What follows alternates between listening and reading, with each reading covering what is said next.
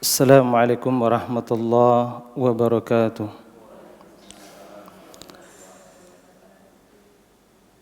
Innal hamdalillah wa bihi nasta'inu wa nastaghfiruh wa na'udzu billahi min shururi anfusina wa min sayyiati a'malina. May yahdihillahu fala mudilla lahu wa may yudlilhu fala hadiya lahu. Ashhadu an la ilaha illallah wahdahu la syarika lah wa ashhadu anna Muhammadan abduhu wa rasuluh. Allahumma salli wa sallim wa barik ala nabiyyina Muhammad wa ala alihi wa sahbihi wa sallam. Jemaah kaum muslimin a'azanallah wa iyyakum. Alhamdulillah, kita bersyukur kepada Allah Jalla Jalaluh atas rahmat dan kasih sayangnya, sehingga pada kesempatan siang hari ini atas rahmat Allah Ta'ala kita kembali membahas lanjutan pembahasan yang sebelumnya, yaitu ada beberapa hal yang bisa kita lakukan untuk menangkal sihir, santet dan ain. Pada kesempatan ini insya Allah kita akan menjelaskan poin-poin yang kemarin yang kita bahas, yaitu kemarin menangkal sihir santet dengan doa. Ada pembahasan kita pada kesempatan ini, yaitu bagaimana kita menangkal sihir, santet dan ain dengan memakan kurma ajwa. Kurma ajwa ini adalah salah satu kurma yang direkomendasi oleh Nabi SAW. Salah satu untuk menangkal sihir dan santet dan juga racun serta virus adalah kurma ajwa. Tadi pagi saya mendengar untayan nasihat dari seorang ulama besar dari Saudi. Salah satu untuk menangkal virus-virus yang berkembang atau wabah yang kita hadapi sekarang, yaitu dengan mengkonsumsi 7 butir per hari kurma ajwa. Ini bisa mengeluarkan racun, sekalipun racun itu bagian daripada virus. Sehingga Nabi SAW mengatakan dalam hadis yang sahih riwayat Imam Al-Bukhari, Rasulullah SAW mengatakan, man tasabbah sab'a thamarat al-ajwa lam yadurruhu dzadzikal yaum summun wala sihrun. Nabi SAW mengatakan dalam hadis Imam Bukhari, siapa yang mengkonsumsi 7 butir kurma ajwa dalam sehari, 7 butir kurma dalam sehari, kata Nabi SAW, kurma yang dimaksud di sini adalah al-ajwa. Kurma ajwa itu identiknya kurma Nabi. Kurma yang hitam, padat, manis tetapi tidak manis sebagaimana gula, tidak sebagai manis kurma yang lain. Punya kelebihan dan punya karakter tersendiri.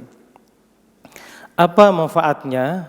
Yang pertama Nabi SAW, lam yadurruhu dzadzikal yaum. Tidak ada satupun yang bisa memberikan mudarat pada hari itu. Ketika kita mengkonsumsi pagi hari, kemudian otomatis aliran darah itu dirasuki oleh kurma itu. Terbentuk darah kita dari kurma itu. Maka Nabi SAW mengatakan, lam yadurruhu dzalikal yaum. Tidak ada satupun yang memberikan mudarat. Apapun yang bisa melukai hati kita, yang bisa mendatangkan penyakit, yang bisa mendatangkan virus seganas apapun, dengan rahmat Allah, dengan mengikuti sunnah Nabi SAW, yaitu mengkonsumsi kurma ajwa per hari, yaitu 7 butir. Nah, selanjutnya Nabi SAW mengatakan, di antara hal yang bisa merusak badan kita, yaitu yang bisa ditangkal oleh kurma ajwa, yaitu sumun. Apa sumun? Yaitu racun. Berarti semua racun, virus apapun, kemudian sejenis racun itu, racun apapun yang sejenis racun yang bisa mematikan, ternyata itu bisa dikeluarkan oleh korma ajwa. Baik racun itu berjenis virus, racun yang sejenis mungkin dari binatang, atau mungkin racun buatan manusia. Apapun jenisnya yang bisa mematikan kita, insya Allah bisa ditangkal oleh korma ajwa. Yang kedua, lanjutan Nabi SAW, di antara jenis yang lam yadurru dzalikal yaum, tidak ada memberikan mudarat apapun pada hari itu dan selanjutnya nanti, wala sihrun, dan juga sihir. Sihir itu tidak bisa dikuasai oleh korma ajwa. Ketika orang itu makan korma ajwa, maka seluruh aliran darah terbentuk dari korma itu. Nah, itu ketika hamba-hamba Allah yang yakin dengan hadis yang sahih dan firman Allah Subhanahu wa taala, insyaallah Allah melindunginya. Nah, yang dibutuhkan dalam hadis ini adalah keyakinan kita kepada Allah atas rahmat diturunkan lewat korma ajwa. Ya, jemaah sekalian yang Allah muliakan, ini keajaiban korma ini begitu mulia dan begitu dahsyat. Ya, jemaah sekalian yang Allah muliakan, korma ini sebenarnya berbeda dengan korma yang lain. Korma punya, walaupun ini adalah mahal, 1 kilo kemungkinan kalau saya lihat ada yang mulai dari 300 sampai 500 ribu. Itu berbeda dengan korma yang lain. Korma yang lain paling ya 1 kilo itu paling ada yang 20 ribu, 30 ribu. Tapi kalau korma ajwa berbeda. Korma ajwa ini punya kans tersendiri, punya power. Nah, ikhwati fillah, a'azzallahu iyyakum, kita bawakan perkataan dari Imam Al-Qurtubi rahimahullahu taala. Imam Al-Qurtubi salah satu ulama tafsir, beliau mengatakan hadis ini menunjukkan keistimewaan korma ajwa untuk mengatasi segala bentuk sihir, segala bentuk racun, bahkan virus yang barangkali sekarang yang kita waspadai yaitu virus corona, insya Allah bisa ditangkal oleh korma ajwa. Baru tadi pagi saya lihat ceramah seorang syekh besar, ulama besar dari Saudi. Makanya kalau ingin menghadapi virus corona ini, hadapi dengan mengkonsumsi korma ajwa. Setiap hari, setiap pagi ibu-ibu makan 7 butir. Boleh lebih tapi jangan kurang. Ya, agar amal lebih bermanfaat kalau 7 butir. Karena kadarnya itu sudah diukur dari sunnah Nabi SAW. Kalau kurang, nanti kadarnya kurang. Tapi kalau lebih boleh. Tapi kalau kurang jangan. Nah, jamaah semuliakan, kata Imam Al-Qurtubi, keistimewaan korma ajwa itu bisa mengatasi semua jenis sihir, semua jenis racun dan virus. Namun ada sebagian ulama pula yang menganjurkan korma secara umum. Korma secara umum. Tapi ada sebagian ulama mengatakan, yaitu Syekh bin Baz rahimahullah ta'ala, menyuruh mengkonsumsi korma Madinah. Berbeda dengan korma yang lain, kalau Tunisia dan lain itu kurang. Tapi korma Madinah, karena mengingat keumuman hadis Nabi SAW, bahwa tanah Madinah saja, tanah dan debunya saja bisa menjadikan obat.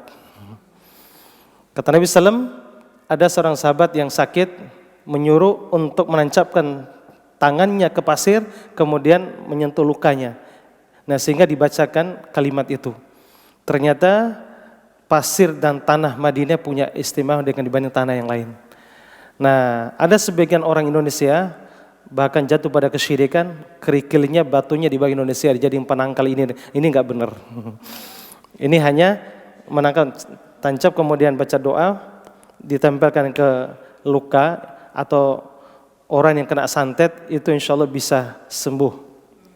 Ya, ini jamaah semuliakan, dengan keumuman hadis itu menunjukkan bahwa korma itu punya keistimewaan tersendiri, terutama korma Madinah dan lebih khusus lagi korma ajwa. Mohon berlomba-lomba mencari korma ajwa, mengkonsumsi. Ini bukan hanya penyakit medis secara virus tadi, tapi non medis pun kaitan santet dan sihir insya Allah bisa dibuktikan. Nah, kemudian Imam Al-Khattabi di buku yang saya tulis ini, buku ini yang jadi referensi pembahasan kita bersama ini untuk menangkal sihir dan santet atau benteng sihir. Imam Al-Khattabi mengatakan korma ajwah juga sangat berguna untuk mengatasi sihir, racun, virus apapun karena keberkahan doa dari Rasulullah sallallahu alaihi wasallam. Karena keberkahan doa dari Nabi sallallahu alaihi wasallam. Nah, dari hadis tadi kita membawakan penelitian yang diadakan di Universitas Al-Zaituniyah di Yordan, membuahkan hasil. Ini kumpulan dari Fakultas Syariah, Biologi, Fakultas Kimia, ada 3 fakultas berkumpul mengadakan penelitian ada apa dengan hadis ini. Ada apa dengan hadis Nabi SAW mengatakan sampai racun pun bisa tertangkal, sampai virus pun bisa keluar dengan korma ajwa. Ada apa dengan korma ini? Nah, sehingga racun-racun pun bisa keluar. Nah, mengadakan penelitian, bahkan ini sudah berhasil, Bu ya. Ada 14 orang mahasiswa yang sukarela, setengahnya memakan korma ajwa, setengahnya yang tidak mengkonsumsi korma ajwa. Kira-kira mungkin 14 orang tuh berapa? 7. Ada 7 orang yang makan korma ajwa, yang 7 orangnya tidak. Nah, setelah 40 hari, setiap hari dia makan korma ajwa, diambil simpel darahnya. Yang satunya yang makan korma ajwa, sekian orang itu diambil, yang tidak makan korma ajwa diambil darahnya. Nah, diadakan penelitian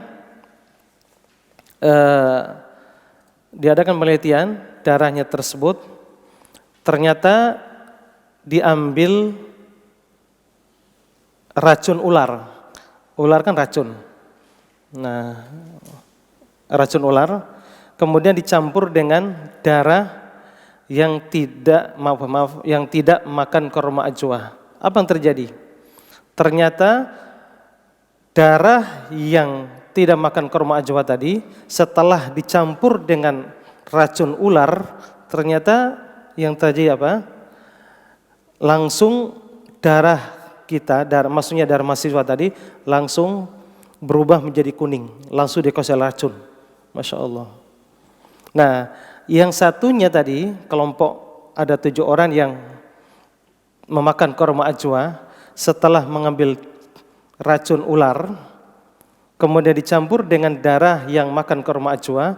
Apa yang terjadi? Masya Allah, darah dengan racun ular terpisah, darahnya tetap segar merah. Masya Allah. Masya Allah, itu kehebatan, keajaban daripada sunnah Nabi SAW. Bahwa Nabi itu tidak pernah berbohong. Nabi SAW tidak pernah berbohong. Apa yang dikatakan Nabi SAW itu adalah sumber wahyu dari Allah Subhanahu wa Ta'ala. Nabi itu bukan karang sendiri, tapi ini berdasarkan wahyu dari Allah Subhanahu wa Ta'ala. Sehingga para ulama menganalisa bahwa dengan mengkonsumsi korma ajwa, sehingga aliran darah kita itu terjaga. Andai kan ada sihir pun yang masuk, sihir kan itu kan sebenarnya dari kiriman dukun untuk masuk ke badan kita, sehingga nanti darahnya bermasalah, aliran darah jadi nggak lancar, timbul kanker, timbul penyakit ini dan itu, pernafasan terganggu, jantung terganggu, perutnya terganggu, kakinya sering jadi masalah akibat daripada aliran darah tersebut. Sehingga terkait dengan hadis Nabi SAW dalam Sahih Bukhari, inna syaiton yajri min ibni Adam majrodam. Sesungguhnya syaitan itu masuk ke tubuh manusia aliran darah. Nah, ketika aliran darah itu dimasuk oleh sihir, maka disitulah ada penyumbatan-penyumbatan kalau dibiarkan waktu yang lama. Kalau dibiarkan waktu lama, timbullah kanker, timbullah penyakit ini nih, terhalang ke aliran darah ke jantung, timbul sakit jantung. Ketika di pankreas terjadi masalah, timbullah diabetes. Ketika tinggal di saluran pernafasan, timbullah paru-paru ini dan itu. Nah, ketika makan korma ajwa, itulah yang mendorong mengeluarkan jin-jin yang ada di aliran darah tersebut. Nanti bisa detoksifikasi lewat pipis, lewat BAB, bahkan bisa lewat keringat dan bisa lewat aliran darah ujung kaki dan ujung tangan. Nah, jemaah muliakan, ada apa sih korma ajwa itu? Ternyata kita lihat hadis dalam Sahih Muslim. Ternyata kata Nabi SAW, an Abi Hurairah radhiyallahu an, qala Rasulullah sallallahu alaihi wasallam, al-ajwatu minal jannah. Dari Abu Hurairah radhiyallahu an mengatakan bahwa Nabi SAW bersabda, perhatikan hadisnya, al-ajwatu minal jannah. Korma ajwa itu sumbernya dari surga. Ini hadis dalam Sahih Muslim bahwa korma ajwa itu sumbernya dari surga Allah Subhanahu wa taala. Salah satu keistimewaan korma ini adalah bersumber dari surga. Nah, apa manfaatnya? Nabi melanjutkan hadisnya, wahiya syifa'um minasum, bahwa korma ajwa yang dari surga itu wahiya syifa'un, dan bisa menyembuhkan minal summi, yaitu dari racun atau virus. Racun atau virus. Ini hadis yang sahih. Hadis yang bersumber di Bukhari Muslim, tidak ada keraguan untuk kita amalkan. Hadirin kaum muslimin, a'azanallahu wa iyyakum, ini yang barangkali bisa kita amalkan apalagi menghadapi suasana genting yang kita hadapi sekarang, yaitu virus corona. Bukan hanya virus itu, virus-virus yang lain. Entahkah virus demam berdarah atau virus apa saja, bahkan virus kain HIV pun insya Allah bisa dikonsumsi dengan korma ajwa. Nah, HIV, walaupun HIV itu sumbernya karena dosa sebenarnya. Corona juga bagian pada dosa juga. HIV, corona, flu burung, semuanya itu sebenarnya bersumber dari dosa. Nah, dengan syarat kita berusaha tobat nasuha. Berusaha tobat nasuha. Kok bisa bahwa semua virus dari dosa? Iya, Nabi yang mengatakan.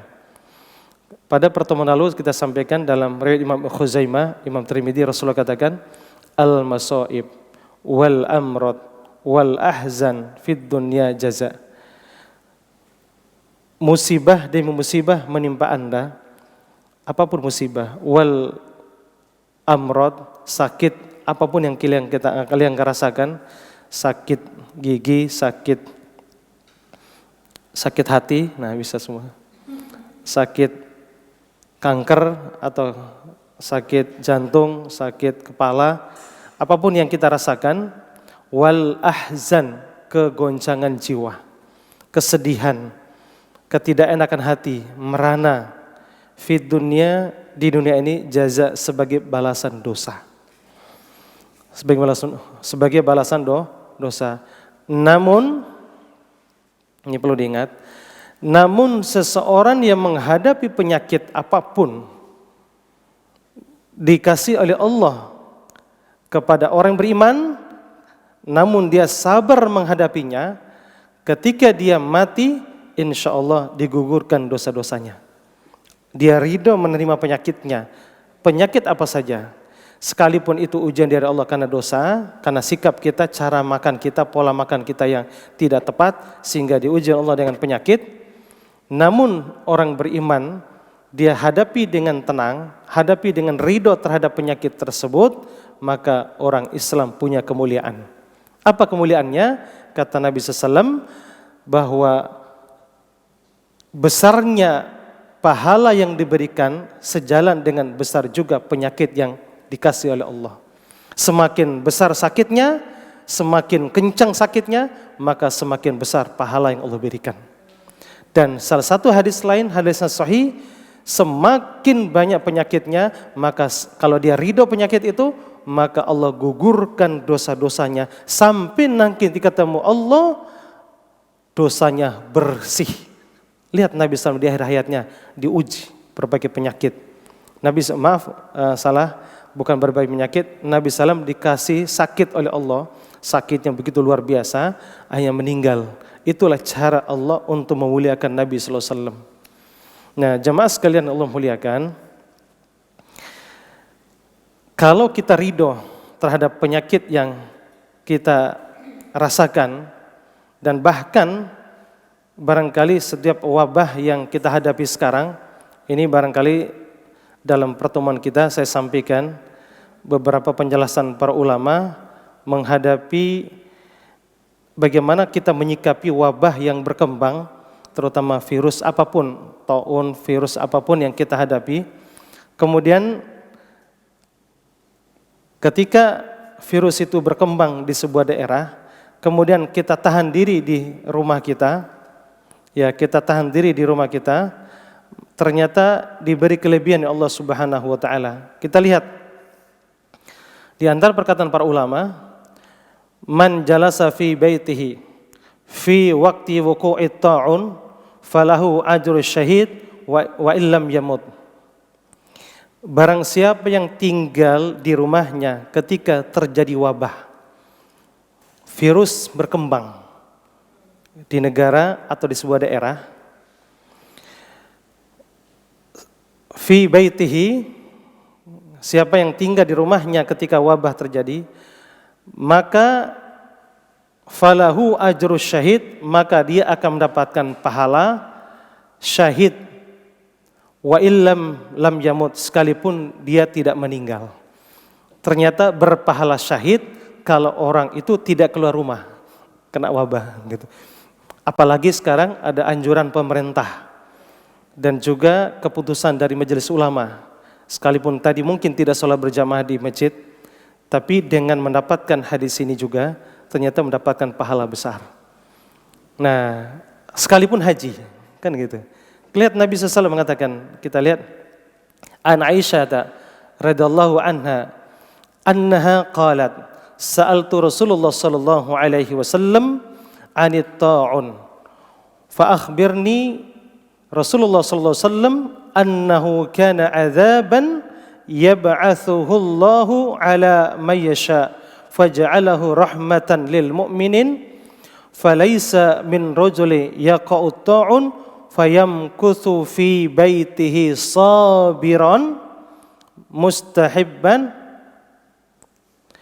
ya'lamuhu annahu la yusibuhu illa ma kataballahu lahu illa kana lahu mithla ajri syahid. Ini hadis dikeluarkan oleh Imam Bukhari dalam sahihnya, Imam Nasa'i dalam Sunan Al-Kubra, Imam Ahmad. Hadis ini derajatnya sangat sahih, berarti bisa dijadikan hujah. Dari Aisyah radhiyallahu anha bahwasanya dia berkata, aku bertanya kepada Rasulullah sallallahu alaihi wasallam tentang wabah yang berkembang, taun dan sejenisnya, virus yang berkembang di setiap daerah itu.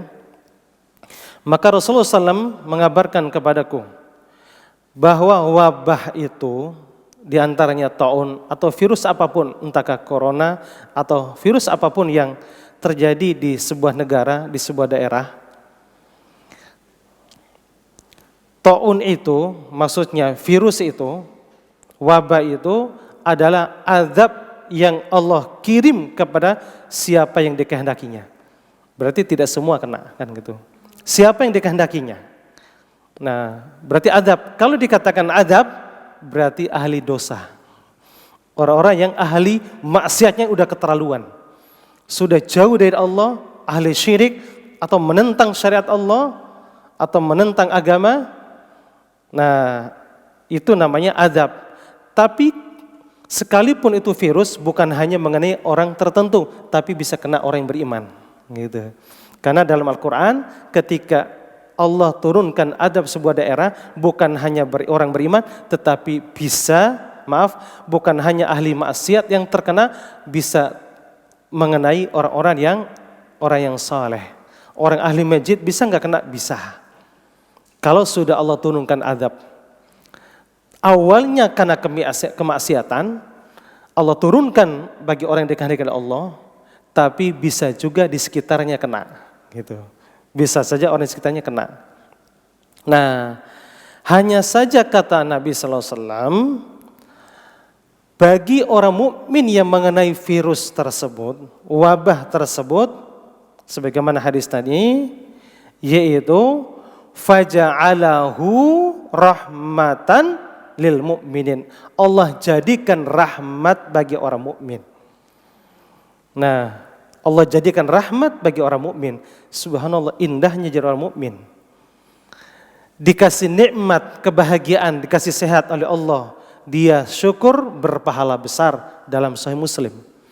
Namun ketika dikasih penyakit oleh Allah, wabah, virus yang berkembang, maka Allah kasih apa? Kemudian dia sabar menghadapinya, dia sabar dan dia terima segala keputusan Allah, maka dia mendapatkan pahala besar, mendapatkan kebahagiaan, kata Nabi sallallahu alaihi wasallam. Nah, ikhwati fillah, a'azallahu yakum. Orang mukmin tadi sabar menghadapinya ketika kena virus. Andaikan sebagian saudara kita terkena virus, kita berlindung dari Allah Subhanahu wa taala. Andaikan yang sudah terjadi, qadar Allah sudah terjadi, sudah berusaha dia tapi terjadi pun terjadi, sebenarnya kan siapa yang dikehendaki oleh Allah kan gitu.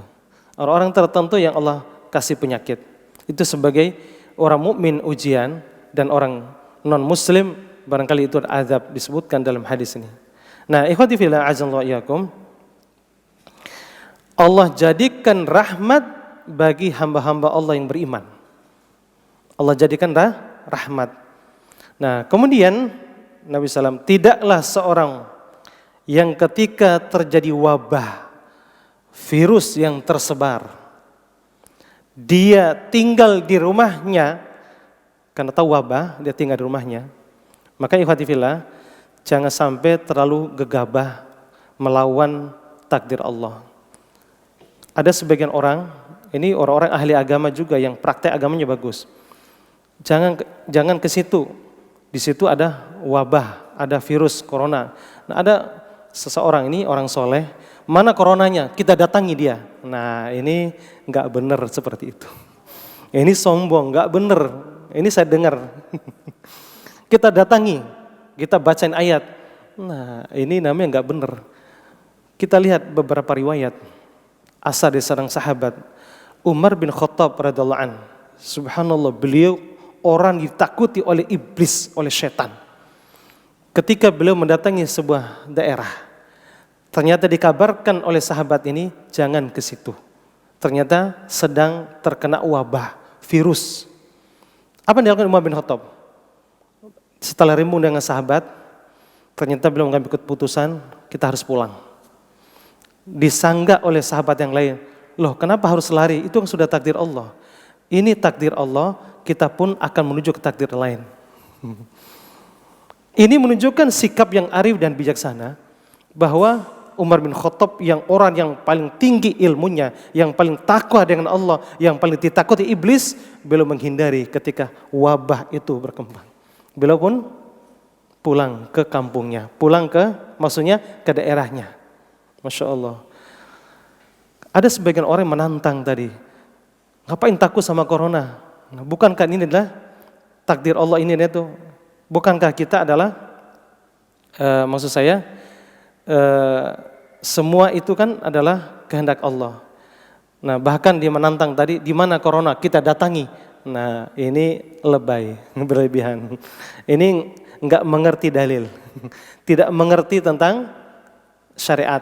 Nah, kita katakan bahwa dia mengerti syariat.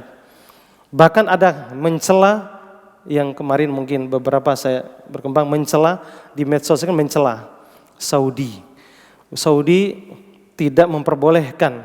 Dalil-dalil dipakai itu adalah tidak boleh melarang orang masuk Masjidil Haram, masuk masjid ini dan itu. Kok MUI melarang sholat Jumat ini? Nah, ini enggak benar.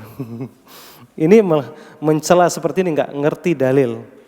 Bahwa sahabat pun seperti itu, walaupun sebenarnya bukan melarang. Ini berusaha demi kemaslahatan bersama umat Islam tidak terjadi wabah seperti ini. Kan ini kan riwayat yang mengisyaratkan seperti itu kan sudah ada. Maka alangkah baiknya tetap kita ibadah kepada Allah, berdoa, bukan berarti kita tidak ibadah tadi. Dan juga pemerintah bukan berarti melarang untuk sholat, tidak. Hanya saja ini demi kebaikan bersama agar virus ini tidak tersebar. Nah, apa yang terjadi? Orang yang tinggal di rumahnya, dia tahu wabah itu menyebar, dia sabar di rumahnya dan berharap pahala di sisi Allah SWT. Dia berharap pahala. Dia yakin bahwasanya tidak akan menimpanya kecuali apa yang ditetapkan Allah untuknya. Nah, maka dia akan mendapatkan seperti pahala syahid. Dia akan mendapatkan seperti pahala syahid. Nah, sanad hadis ini sahih ala syartil Bukhari, atas pensyaratan Imam Bukhari. Dan juga An-Nasai fi Sunanil Kubra, dikeluarkan Imam An-Nasai dalam Sunan Kubra, dan juga Imam Ahmad dalam Musnadnya. Nah, hadis ini jelas sahih. Kita lihat dikatakan oleh Ibnu Hajar rahimallahu taala. Ibnu Hajar Al-Asqalani rahimallahu taala mengatakan, di antara konsekuensi maksud makna yang eksplisit dari hadis ini adalah orang yang memiliki sifat disebutkan dalam hadis tersebut akan mendapatkan pahala syahid walaupun tidak meninggal dunia. Walaupun dia selamat di rumahnya, tidak jadi meninggal karena kena virus, karena dia tahan diri tidak keluar, ternyata berpahala besar. Bayangkan pahala syahid, Masya Allah. Pahala syahid. Mungkin wajar kalau ada pemerintah berkeliling mencari kerumunan. Nah, itu sebenarnya juga bagian kebaikan. Juga bagian kebaikan. Cari kerumunan orang di mana-mana, disuruh tahan di rumah. Ini bagian pada jihad juga. Bagian daripada kebaikan yang Allah berikan lewat kemuliaan saudara kita yang berusaha menahan masyarakat rakyat agar tidak keluyuran kemana-mana. Ya, ikhwati fillah azallahu yakum, ini dijelaskan dalam kitab Fathul Bari jilid yang ke-10 halaman 194. Nah, dari hal yang kita jelaskan tadi, andaikan satu waktu kita terkena virus, mudah-mudahan tidak terjadi pada diri kita dan keluarga kita. Andaikan sudah berusaha membentengi diri, kena pun atau penyakit apa saja, racun atau wabah apapun, kita sabar ridho, itu kebaikan. Andai pun kita meninggal dalam kondisi itu, insya Allah mudah-mudahan diberikan syahid oleh Allah SWT. Dan apakah bisa sembuh dengan makan kurma ajwa? Dengan rahmat dan kasih sayang Allah bisa sembuh, insya Allah. Dan mengadakan penelitian ini bukan orang kampung, tetapi ini di antara para ahli di Fakultas Syariah, Biologi, dan Fakultas Kimia mengadakan penelitian. Ternyata diuji coba, subhanallah, bayangkan orang yang konsumsi kurma ajwa tadi, darahnya tidak akan bisa ditembus oleh sihir, tidak bisa ditembus oleh virus, tidak bisa ditembus oleh wabah apapun. Ini perkataan daripada Nabi SAW, makna daripada tadi diadakan penelitian. Maka mari kita berusaha mengkonsumsi kurma ajwa. Ini bukan hanya menghadapi virus ini, jangka panjang nanti. Virus apapun, karena setiap tahun itu tetap ada. Diuji oleh Allah. Diuji oleh Allah Subhanahu wa taala kita. Untuk apa? Sebagai rahmat bagi orang mukmin dan azab bagi orang kafir dan juga orang Islam tetapi yang maksiat kepada Allah Subhanahu wa taala. Makanya tidak rugi kita menjadi orang mukmin, hamba Allah. Makanya andaikan bukan karena orang Islam, sebenarnya langit dan bumi sudah hancur. Andaikan bukan orang yang taat kepada Allah SWT, sebenarnya Allah turunkan adab sudah lama sebenarnya.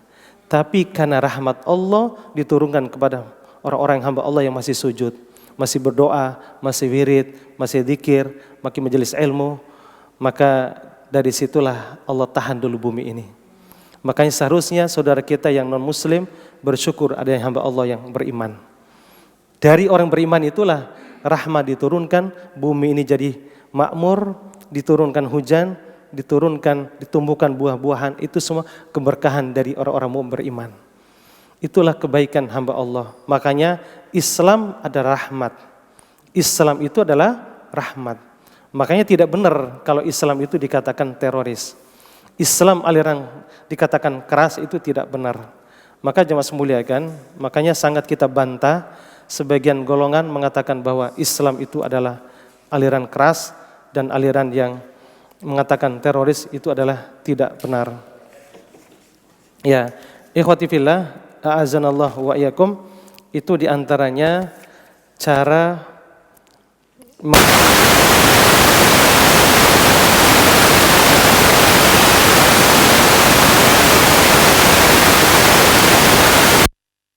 mohon kaum muslimin silakan konsumsi.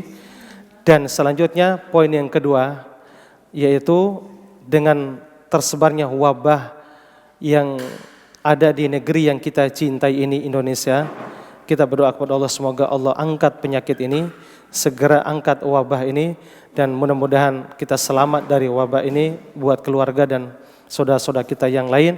Andaikan saudara kita yang terkena, semoga mati syahid, semoga dimuliakan Allah Subhanahu wa taala. Barangkali itu saja yang perlu kita sampaikan pada kesempatan ini. Sebelum kita akhiri, mungkin ada yang perlu kita tanyakan, yang perlu ditanyakan. Ya, silakan.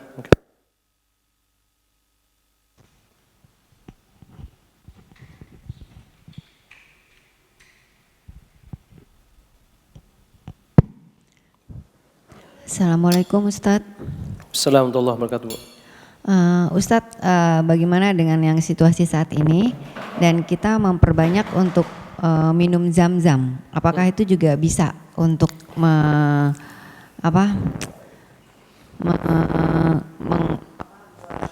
kita supaya sehat, dijauhkan dari penyakit gitu, Ustadz? Terima kasih atas pertanyaannya, jazakillahu khairan. Dalam kondisi seperti ini, berapa hal yang perlu kita sampaikan. Yang pertama, hadapi dengan tenang. Ini harus hadapi dengan tenang. Penyakit virus yang berkembang, terutama corona yang kita hadapi di depan mata kita, harus tenang. Kalau kita tidak tenang, ginjal dan beberapa komponen ini jadi melemah. Panik, ketakutan, menunjukkan imun nanti turun. Imunitas kita turun. Maka jangan terlalu berlebihan. Hadapi dengan tenang. Yang kedua, langkah yang harus kita hadapi yaitu ada ikhtiar. Apa ikhtiarnya? Jangan mendatangi yang barangkali pemerintah mengatakan zona ini zona merah. Jangan datangi tempat itu.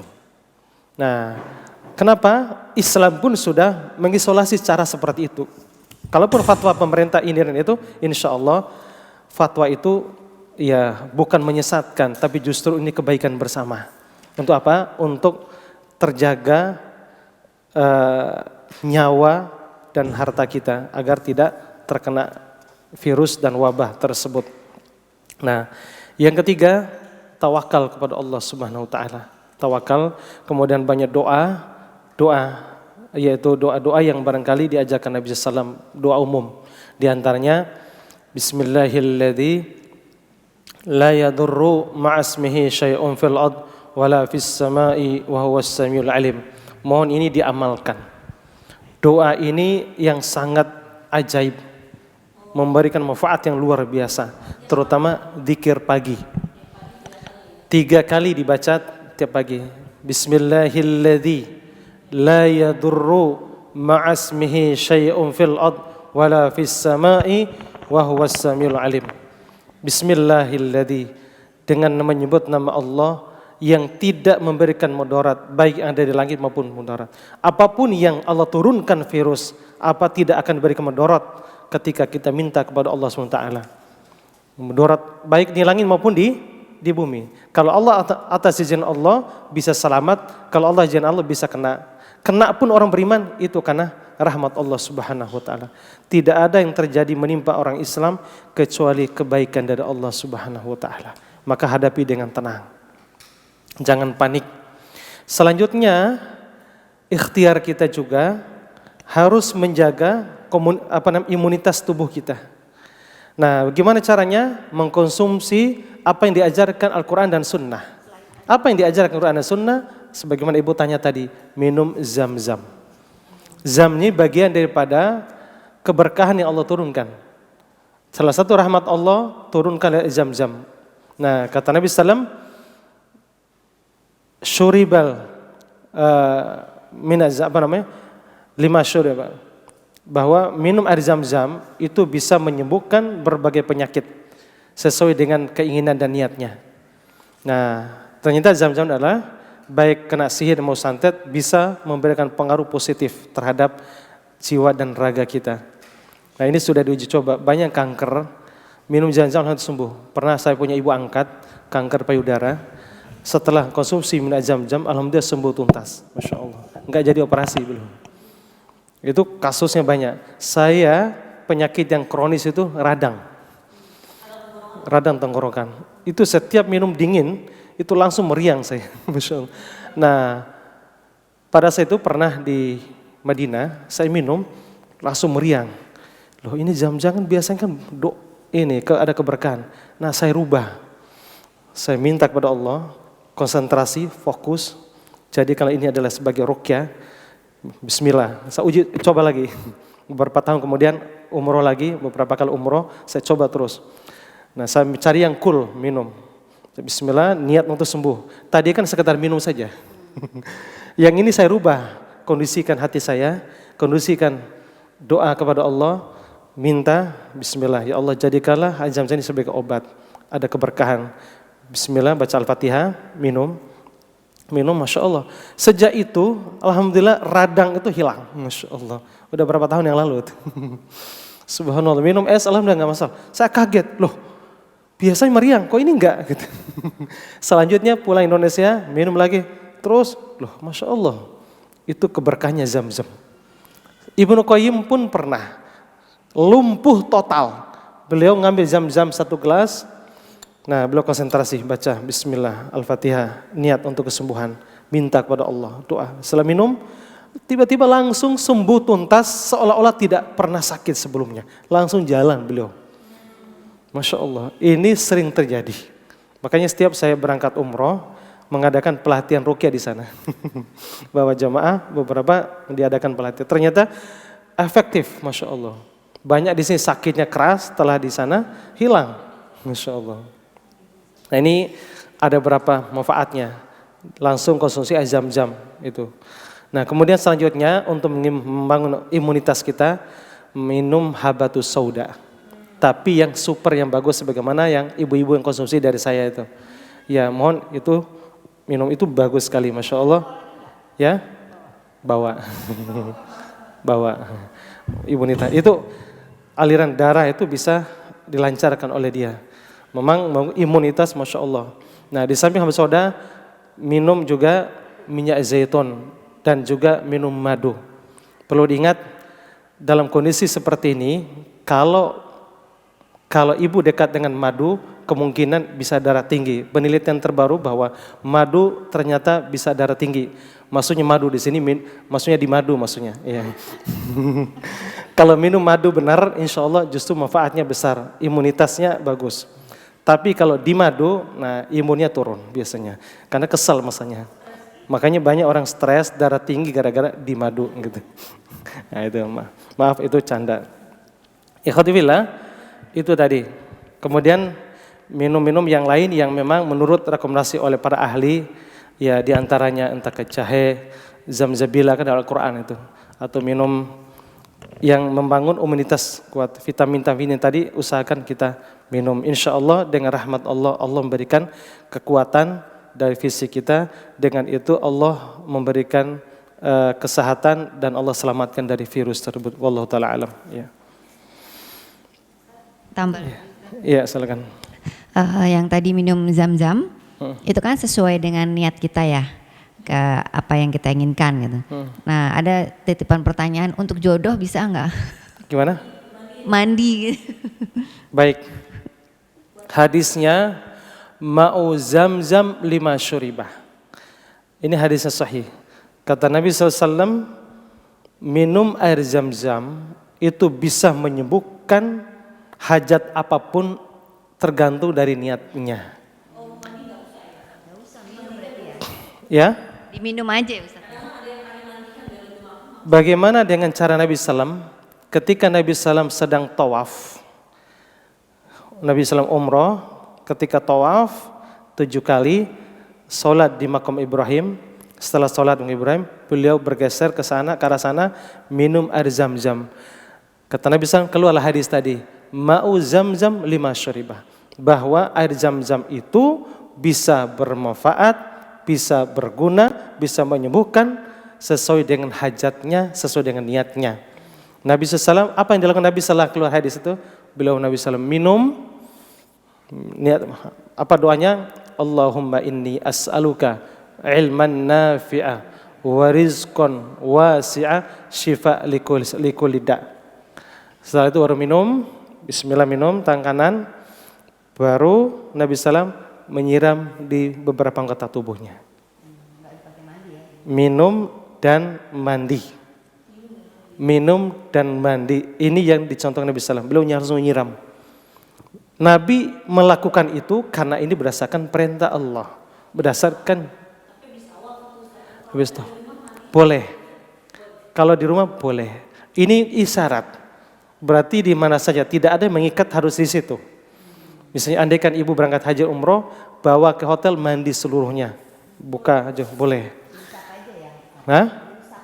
Diusap boleh. Ya kalau mandi kayak di kamar mandi habis air zam-zam. Artinya mandinya Nabi SAW pun tidak semangka mandi kita. Pernah Nabi satu malam mandinya 11 kali, karena istrinya 11. Nabi SAW satu malam pernah hubungan 11 istrinya, selesai hubungan mandi, sehubungan mandi sampai 11 kali satu malam, enggak rematik Nabi SAW. Gimana cara Nabi SAW mandi? Tidak sebagaimana kita mandi satu bak enggak, satu gayung pun bisa mandi busa. Nah kayak gini, ya basah harus basah. Nah ya intinya mandi tidak harus kita kan lebih banyak airnya daripada ininya. Nabi SAW mandi kayak gitu. Nah ternyata setiap badan kita terkena air, saraf-saraf yang tegang itu bisa kembali normal. Masya Allah. Makanya kalau bisa setiap kita keluar, apalagi sekarang wabah ini, kalau bisa mandi, langsung mandi pulang. Nah terkadang itu bisa membantu sekali. Nah mandi bidara itu bisa, atau juga mandi zam-zam. Mandi zam-zam kalau bisa mandinya ngambil sedikit usap gini aja. Nah itu bisa pengaruh. Masya Allah. Iya, bukan mandi kayak gini habis nanti zam-zam satu.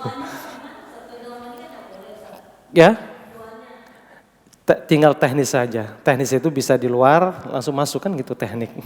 Tinggal teknik aja kalau itu. Kalau di dalam tergantung, kalau kamar mandi saja boleh doa. Kecuali ada WC-nya, kalau ada WC jangan gitu. Baik.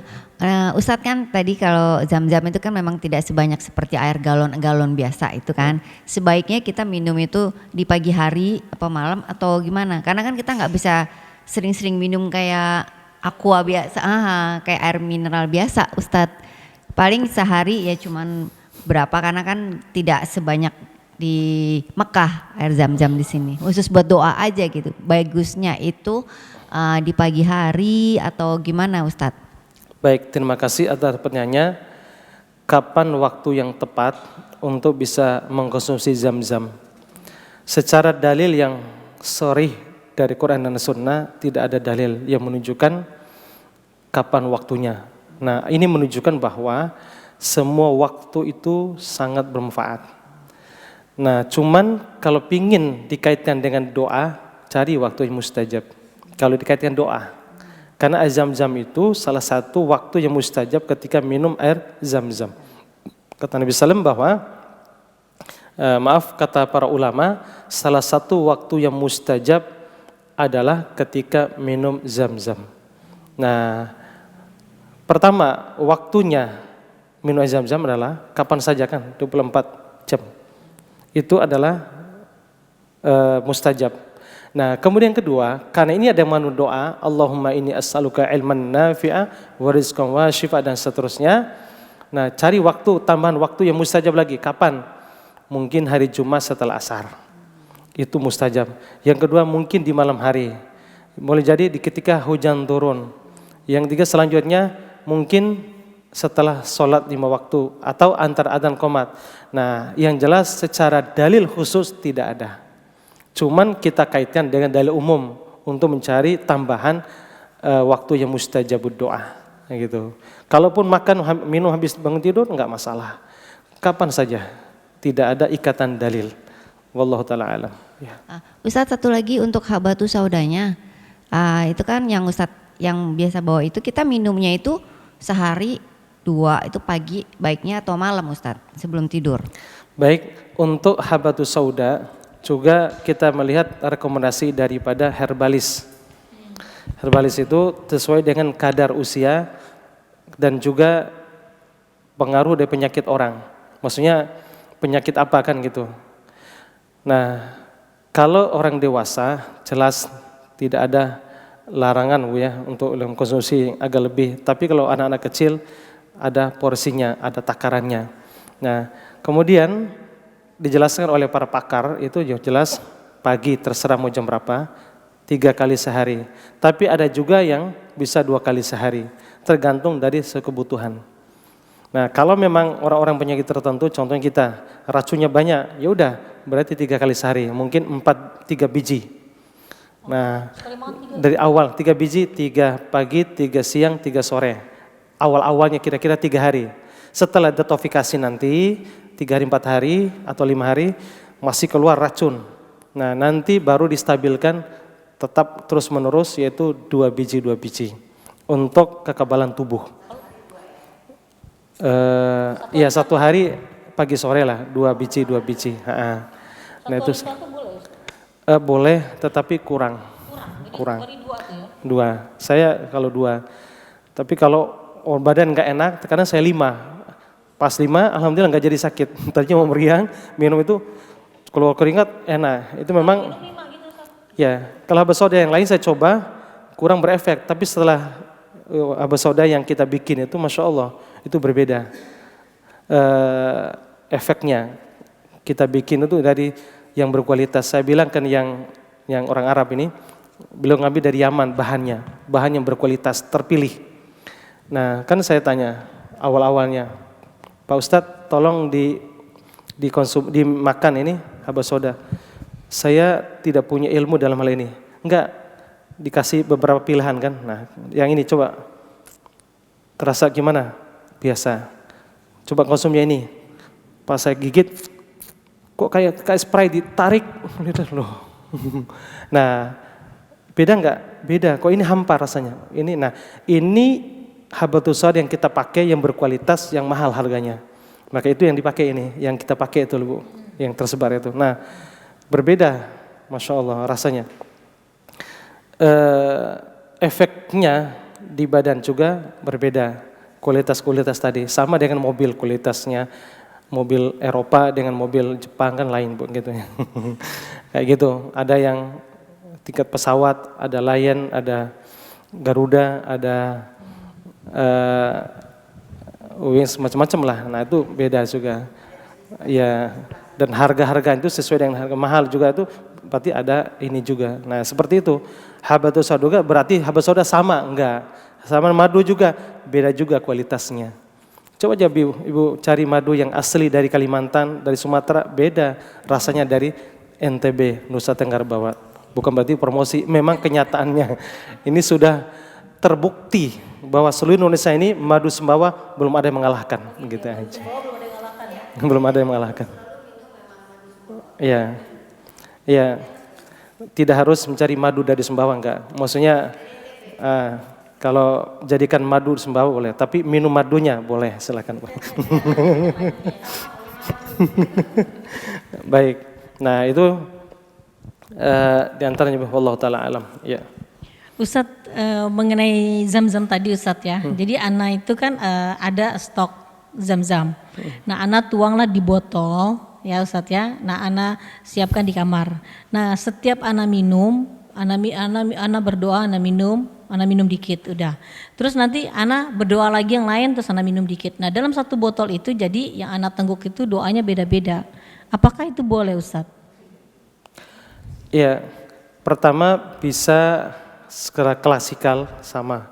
Yang itu dia maksudnya setiap orang atau setiap botol tadi?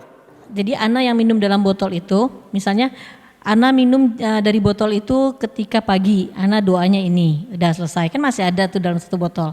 Lalu siang ana berdoa lagi, minum lagi tuh zam-zam, doanya berbeda dengan yang tadi pagi, gitu kan. Tapi masih dalam minuman dalam botol itu. Lalu sorenya ana minum lagi di situ sedikit, doanya beda juga dari pagi dan yang siang. Apakah itu boleh? Masih Sebagian ulama mengatakan boleh. Boleh. Boleh, sesuai dengan, kan hadisnya itu sesuai dengan niatnya. Sesuai dengan keinginan dan hajatnya. Kan gitu. Berarti kalau sesuai dengan hajatnya, berarti niat apa saja kebaikan tadi boleh. Sebagaimana Ibu tanyakan yang pertama tadi, bahwa yang belum dapat jodoh, bisa nggak minum jam-jam? Insya Allah bisa. Yang rizkinya bermasalah juga bisa. Yang penyakitnya berbeda kan, ada yang sakit jantung, ya minta beda dengan orang yang sakit kanker. Orang sakit kanker beda dengan orang yang ingin punya anak, kan berbeda. Berarti tentunya doanya pagi hari niat fokus ke arah jantung boleh. Nanti sore niat khusus untuk daerah mana boleh. Nah, insya Allah semuanya itu diperbolehkan karena hadis tadi sesuai dengan niatnya, sesuai dengan sangkaan dan niatnya. Wallahu taala alam. Baik Ustadz, sama satu lagi mau nanya, kalau menurut Ustadz itu propolis bagaimana ya Ustadz? Apakah ada sunahnya, ada hadisnya Ustadz? Karena banyak di toko-toko herbal itu propolis juga dijual gitu Ustadz.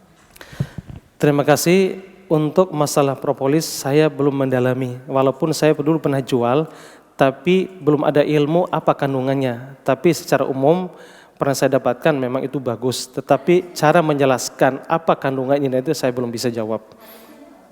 Saya belum bisa jawab, itu aja. Belum saya dapatkan. Allah. Nanti saya berusaha. Pertanyaan ini menambah hasanah buat saya. Nanti saya carikan pertama dalilnya ada atau enggak. Yang kedua untuk kandungannya di dalamnya apa. Wallahu taala alam. Ya.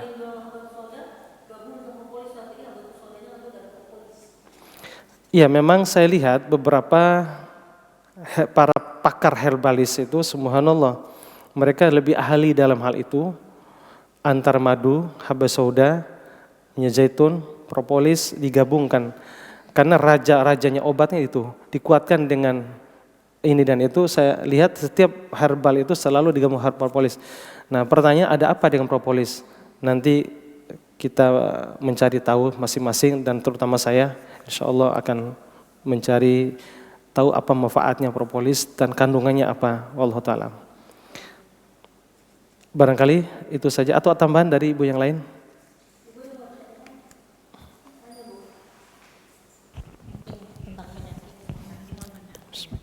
Assalamualaikum warahmatullahi wabarakatuh. Assalamualaikum warahmatullahi wabarakatuh. Ya.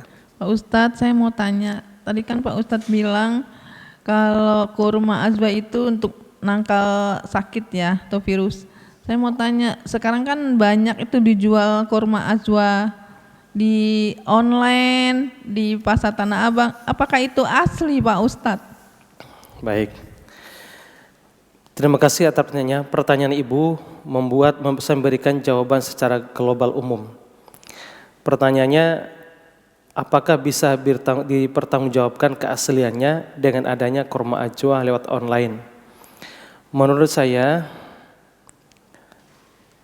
bukan hanya kurma, madu, minyak zaitun, zam-zam, semua itu bisa dipalsukan. Nah, apakah bisa dipertanggungjawabkan? Menurut saya, ikuti seperti ilmu hadis. Apa ilmu hadis? Syaratnya hadis itu sahih dengan beberapa syarat. Satu, ittasala sanaduhu. Sanadnya sambung sampai ke Rasulullah SAW. Dari Rasulullah, sahabat, tabi'in, tabi'ut tabi'in sampai ke ulama-ulama hadis. Sampai ke ini. Baru dikatakan sahih hadisnya ittasala sanadu, sanadnya sambung, tidak putus. Sama halnya dengan mengkonsumsi kurma ajwa, minyak zaitun tidak bisa kita sembarangan beli, maka harus orang yang dipercaya. Nah, harus kita beli kepada orang yang dipercaya. Nah, bagaimana kita tahu bahwa asli atau tidak? Karena sulit, kita nggak punya alat. Setelah kita beli, nggak bisa punya alat. Minyak zaitun sama antara yang palsu ini. Saya lihat investigasi di TV, saya lupa TV swasta itu menginvestigasi. Mereka bilang 30% minyak zaitun yang berkembang di Indonesia itu hanya, maksud saya 30% yang asli, 70% yang palsu, yang campur. Maksud saya campur. Sama dengan minyak habas sauda. Dan habas sauda juga yang berkembang itu harga di sana mahal, kok nyampe sini murah. Ternyata sebagian mengatakan kampasnya dikapsulin, minyaknya dikapsulin dipisah. Sehingga ketika kita minum biasa saja. Berbeda dengan yang biasa ibu konsumsi itu memang terasa langsung.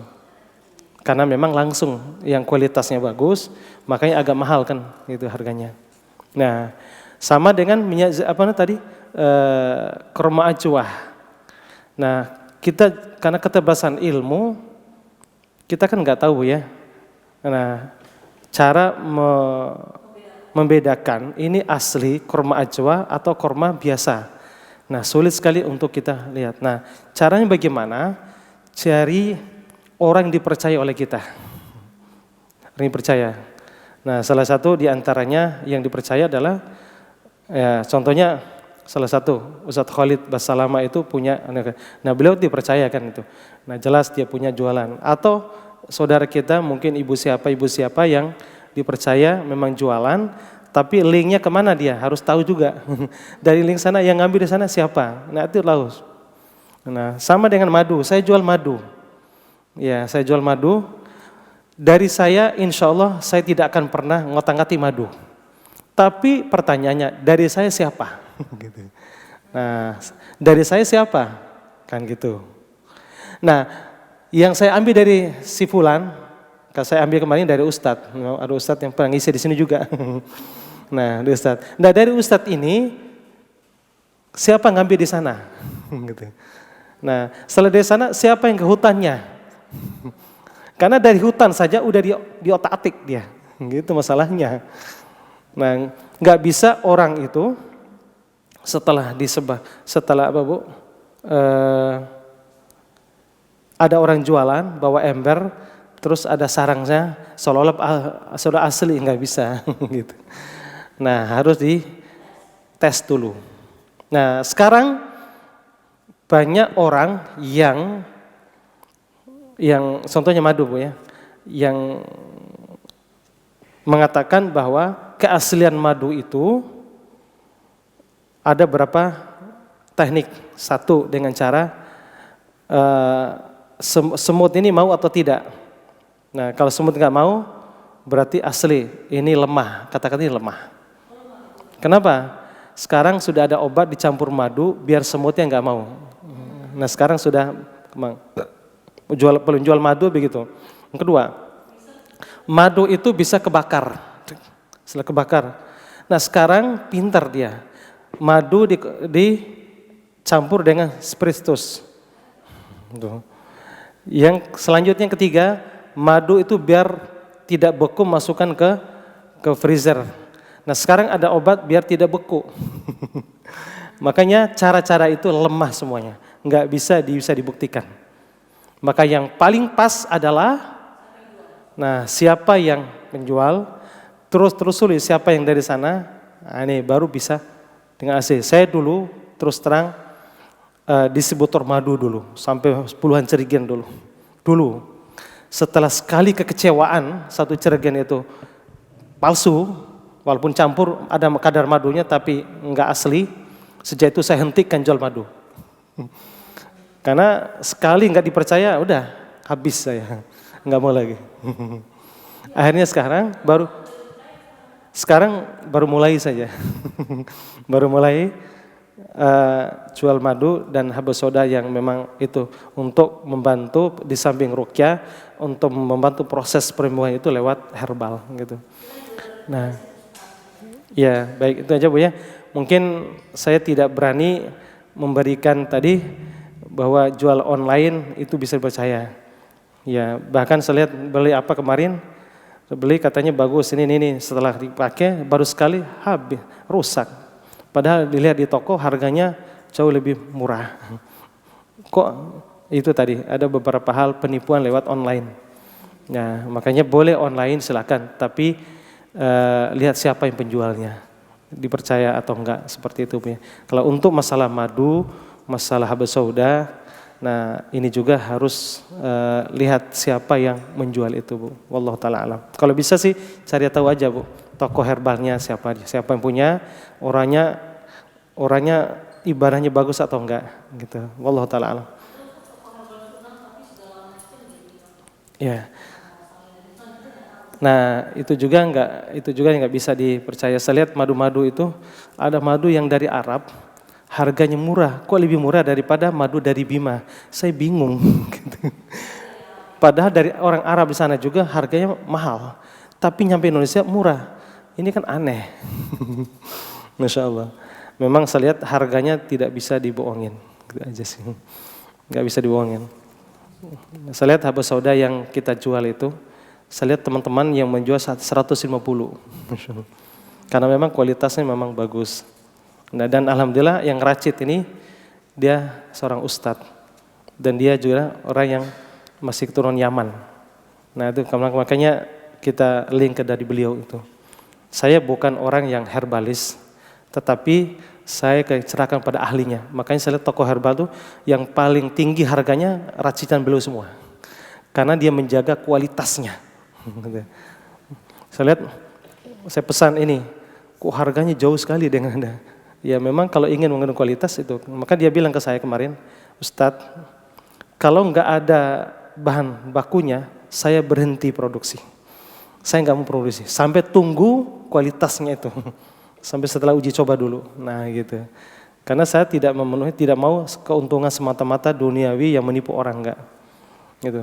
Wallahu taala alam. Ya, baik itu saja mungkin pertemuan kita pada kesempatan ini. Ada dua hal yang kita sampaikan tadi.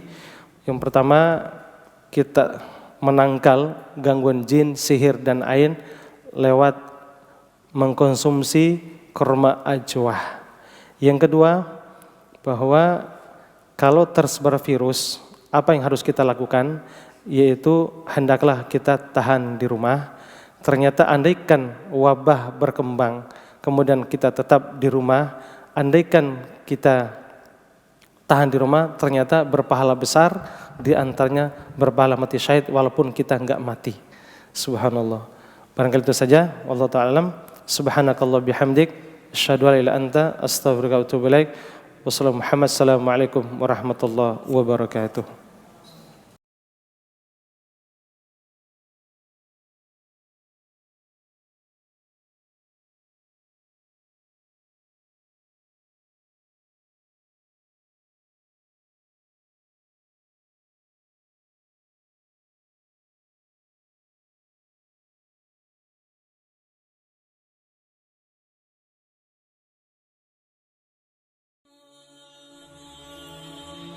Bantu yuk operasional Rumah Dakwah Al-Hujah dan terselenggaranya kajian serta dakwah Al-Hujah dengan menjadi donatur tetap setiap bulan berinfak Rp30.000. Dengan infaknya setiap bulan Rp30.000, insya Allah akan membantu dakwah Al-Hujah dan jadikan ini amalan yang istiqomah yang dilakukan terus-menerus atau kontinu. Allah mencintai amalan yang istiqomah walaupun sedikit.